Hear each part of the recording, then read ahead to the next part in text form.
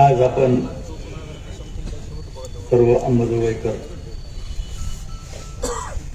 दादांना श्रद्धांजली अर्पण करण्याकरता या ठिकाणी हजर आहोत. मला या निमित्तानं सर्वांना विनंती करायची, दादाबद्दल सर्वांनी आपले अनुभव सांगितले. दादांचे विचार, दादांचं वागणं, दादांच्या जीवनातील अनेक प्रसंग आपण सांगितले. मला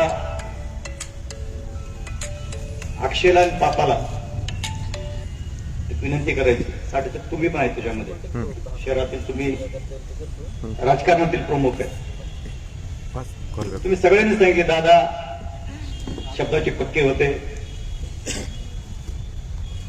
दादानी तुम्हाला तिघांना का म्हणतोय त्यात मी पण आहे. इथं अनेक जण आहेत पहिल्या रांगेमध्ये, काळे साहेब आहे. मला तुम्हाला एक नम्र विनंती करायची आहे.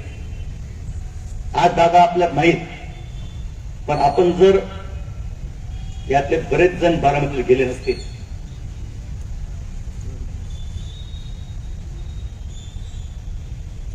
राज्यकर्ता कसा असावा तर हेच आपण जाऊन पाहिलं तर आपल्याला लाज वाटते. सांगतो वाटते नाही पापासाहेब, अक्षय, आबा. काल मला प्रसंग सांगितला, माझा एक नातेवाईक त्या परिसरातला वारला, त्याला मी भेटायला गेलो आणि त्यांनी सांगितलं की भरणे मामा 7 तारखेला संध्याकाळी माझ्या घरी आले होते. 1 तासभर होते, इलेक्शन चालू असल्यामुळे. आणि त्यांनी दादांना फोन लावला, दादा तुमचा मित्र अटॅकने गेलाय. दादा म्हटले मी 2 दिवसांपूर्वी भेटायला येतो घरी. त्यांनी सांगितलं, तुम्हाला प्रसंग सांगतो की दादांचं झाडावर एवढं प्रेम होतं. एकदा आमच्या भागात आले, मला झाडाचा खड्डा कमी केला होता. दादानी स्वतः हातात हे घेऊन खड्डा खोदला. अरे म्हणले खड्डा नसेल खोल तर झाड जगेल कसं, हे तुम्हाला पाहायला मिळेल बारामतीमध्ये.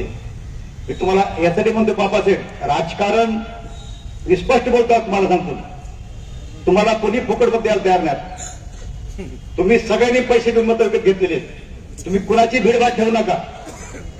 खरोखर तुम्हाला दादांना जर श्रद्धांजली अर्पण करायची आहे तर या शहरातले जे प्रमुख रस्ते, कमीत कमी हे प्रमुख रस्ते तुम्ही बारामतीसारखे करा.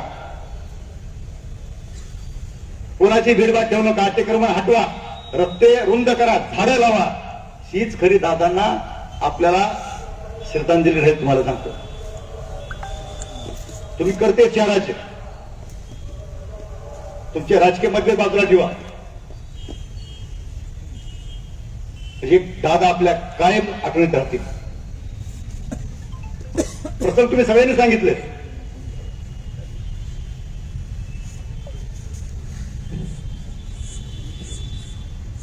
दादांच्या बद्दल. दादा हा किती मातीशी जोडलेला नेता होता. एक तुम्हाला उदाहरण सांगतो. एकदा आम्ही लातूरवरनं गाडी द्यायला होतो, कारखान्यापासून गाडी निवडली. त्यावेळेस राष्ट्रवादी देशमुख होत होते गाडीमध्ये, आणि एक शेतकरी कडब्याच्या पेंड्या बांधत होता. मला म्हणले, संजय इकडे ज्वारीचा पेरा भरपूर आहे का? मी म्हणलं दादा भरपूर ज्वारीचा पेरा आहे. म्हणजे एकरमध्ये किती कडबा होतोय? माझं चुकलं सांगण्यामध्ये. मी म्हणलं दादा होतं तर 900-1000. काय येड्या म्हणले, अरे 500-700 पेंड्या निघत असतील म्हणले. मी सुद्धा कडबा बांधला, हेल चढवला म्हणजे ट्रॅक्टरवर. मी बारामतीला दूध घातलंय म्हणले आणि शेण खाताना ट्रॅक्टर भरलेत म्हणले. मी मला काही माहित नाही का तो काही बी बोलतो म्हणले. म्हणजे इतका मातीतला माणूस होता. काल दुसरं उदाहरण सांगायचं झालं, काल आबा काकाचराबा होते सोबत, राष्ट्रवादी देशमुख सोबत. त्याने एका मित्राला फोन केला की मला खिलार बैल जोड घ्यायची आहे. बैल दुसरे आहेत का चौशे आहेत का जुडलेत ते बघून मला सांग, हे फोटो मला टाक. एवढ्या व्यस्त याच्यामध्ये मातीशी जुळलेला नेता आपल्यात राहिला नाही. वेळेच्या संदर्भात तुम्हाला सांगतो, योगायोगानं बीडच्या नगर परिषदेमध्ये मला पक्षाचं निरीक्षक म्हणून नेमलं. आबावर माझ्यावर दादांनी जिम्मेदारी टाकली. आम्ही रोज जायचं, 2 दिवस थांबायचं, परत यायचं. एका दिवशी सकाळी मी रात्री 12:30 आलो. आबा गावाकडे गेला. मला दादा सकाळी 9-9:30 फोन आला. दादा म्हटले, संजय कुठे आहेस? म्हटलं, दादा मी घरी आहे. त्यांचं बोलणं तुम्हाला माहित होतं. म्हणजे तुला झक मारायला मी अध्यक्ष निरीक्षक केलं का? म्हणजे आत्ताच्या तर निघ म्हणले, जाऊन मला योगेशला माझं बोलणं करून दे. साहेब, आम्ही दादाच्या भीतीपोटी बॅगा टाकल्या आणि पुन्हा अंबाजोगाईत तोंडचं पाहिलं नाही.